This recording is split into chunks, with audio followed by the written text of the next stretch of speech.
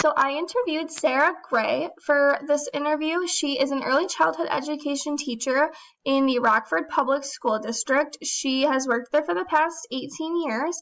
She has a degree in early childhood education as well as speech and language. For the past 15 years, she was an autism consultant for all autistic students in the area, and she now works at a Fairview Early Childhood Education Center, so the picture at the top right. And I met her through my mom. She used to work in my mom's school, so that was how I was able to get this connection with her for this interview.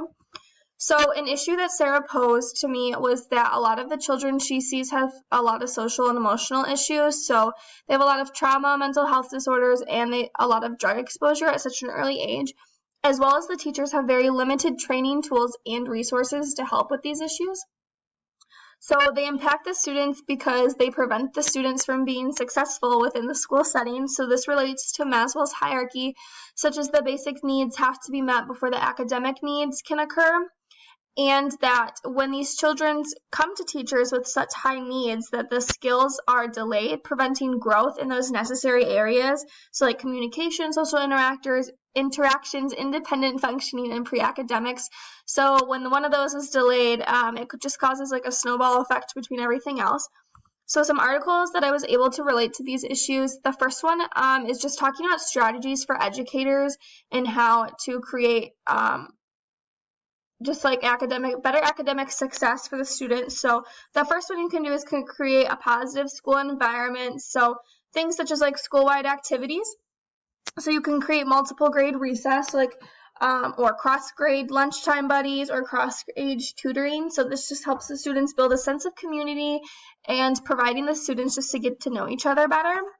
The second thing is you can have more family involvement, so like parent support groups or numerous opportunities for parent involvement in the school, and just social support or parent skill development to help the students get more successful with these skills. Another thing you can do is with your relationship development within your classroom, so more positive student-teacher relationships and supportive peer relationships, as well as positive home and school communications between the teacher and the family. This just really improves the students' mental health and social and emotional issues. And you can also think about like taking a break individually or class-wide for the students who need a break to regain their sense of emotional stability in the classroom.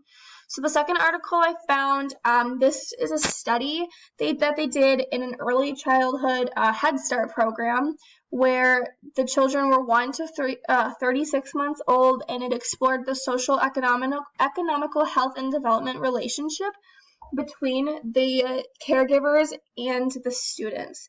So basically in the article, they found that the language and fine motor development have a significant direct effect in social emotional well-being mediated, as well as an indirect effect through language in children's cognitive development. So within the study, they collected data and measured it by asking these students students and caregivers these questionnaires to capture a brief picture of a child's development based on the parent and caregiver report. So they use these to assess the multiple aspects of development, like language abilities, gross and fine motor skills, and cognitive abilities. So they collected the data, and then they used an MLR path analysis to figure out the results. And it was stated that both cognitive and social emotional development were found to have a direct effect on language development, as well as increase in cognitive scores corresponded to an increase in language scores. So basically, it goes back to Sarah's point about how it relates to Maslow's hierarchy, where these children have to have these basic needs met first so that their academic growth can occur. And so these, just like the poverty and maternal depression, affect your child's growth.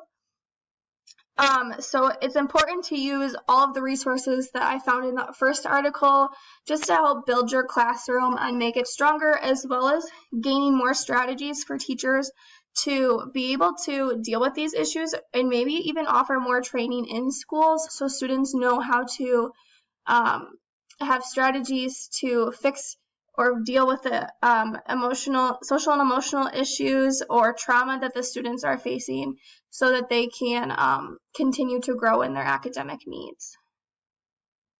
And then this is the resource page.